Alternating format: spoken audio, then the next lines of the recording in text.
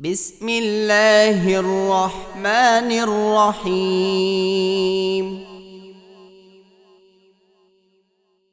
الرحمن علم القرآن خلق الإنسان علمه البيان. الشمس والقمر بحسبان والنجم والشجر يسجدان. والسماء رفعها ووضع الميزان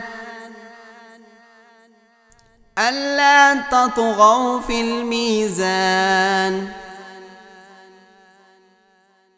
وأقيموا الوزن بالقسط ولا تخسروا الميزان.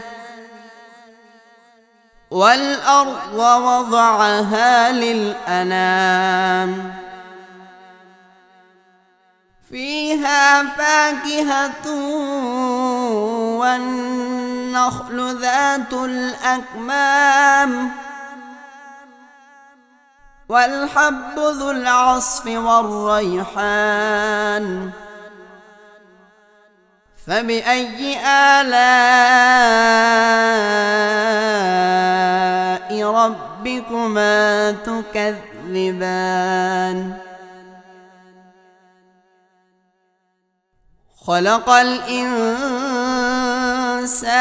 من صلصال كالفخار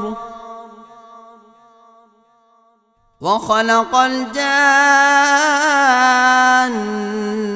من مارج من نار.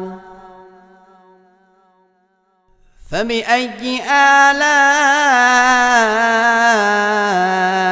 ربكما تكذبان؟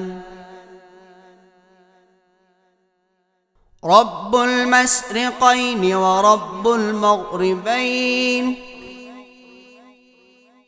فبأي آلاء ربكما تكذبان؟ مرج البحرين يلتقيان بينهما برزخ لا يبغيان. فبأي آلاء ربكما تكذبان؟ يخرج منهما اللؤلؤ والمرجان. فبأي آلاء ربكما تكذبان؟ وله الجوار المنشآت في البحر كالأعلام. فبأي آلاء ربكما تكذبان؟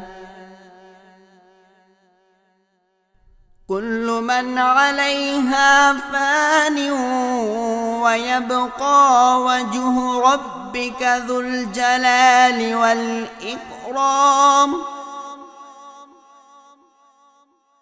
فبأي آلاء ربكما تكذبان؟ يسأله من في السماوات والأرض كل يوم هو في شأن. فبأي آلاء ربكما تكذبان؟ سنفرغ لكم أيها الثقلان. فبأي آلاء ربكما تكذبان؟ يا معشر الجن والإنس إن استطعتم أن تنفذوا من أقطار السماوات والأرض فانفذوا لا تنفذون إلا بسلطان فبأي آلاء ربكما تكذبان يرسل عليكما شواظ من نار ونحاس فلا تنتصران فبأي آلاء ربكما تكذبان فإذا انشقت السماء فكانت وردة كالدهان فبأي آلاء ربكما تكذبان فيومئذ لا يسأل عن ذنبه إنس ولا جان فبأي آلاء ربكما تكذبان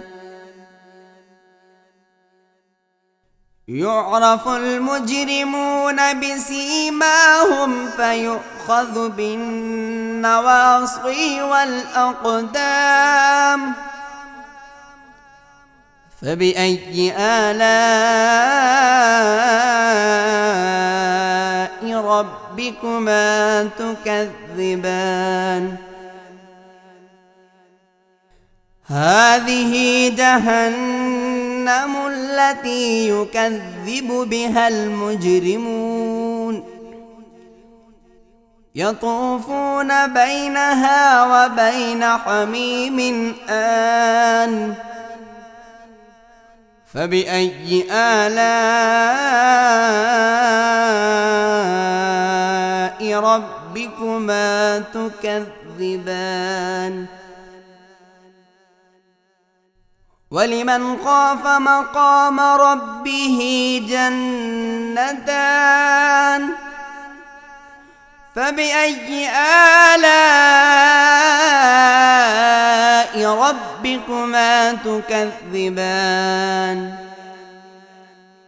ذواتا أفنان فبأي آلاء ربكما تكذبان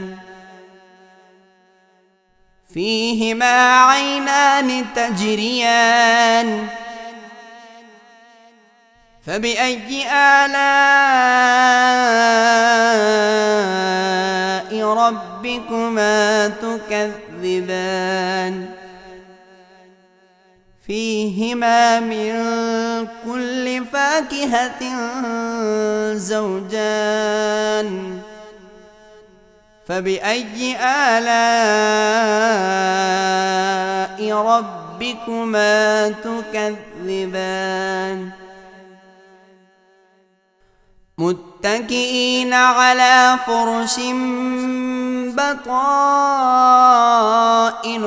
من استبرق وجنى الجنتين دان فبأي آلاء ربكما تكذبان فيهن قاصرات الطرف لم يطمثهن إنس قبلهم ولا جان فبأي آلاء ربكما ربكما تكذبان كأنهن الياقوت والمرجان فبأي آلاء ربكما تكذبان هل جزاء الإحسان إلا الإحسان فبأي آلاء ربكما تكذبان ومن دونهما جنتان فبأي آلاء ربكما تكذبان مدهامتان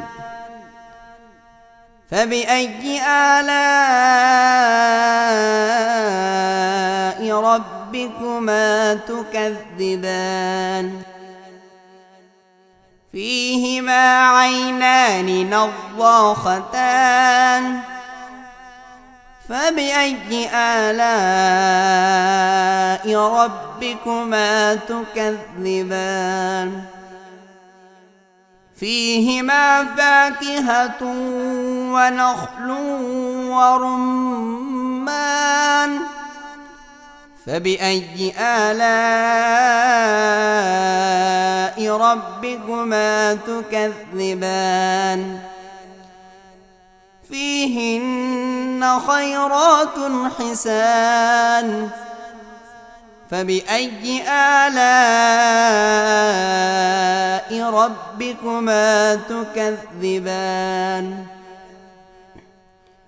حور مقصورات في الخيام فبأي آلاء ربكما تكذبان لم يطمثهن إنس قبلهم ولا جان فبأي آلاء ربكما تكذبان متكئين على رفرف خضر وعبقري حسان فبأي آلاء ربكما تكذبان تبارك اسم ربك ذي الجلال والإكرام صدق الله العظيم.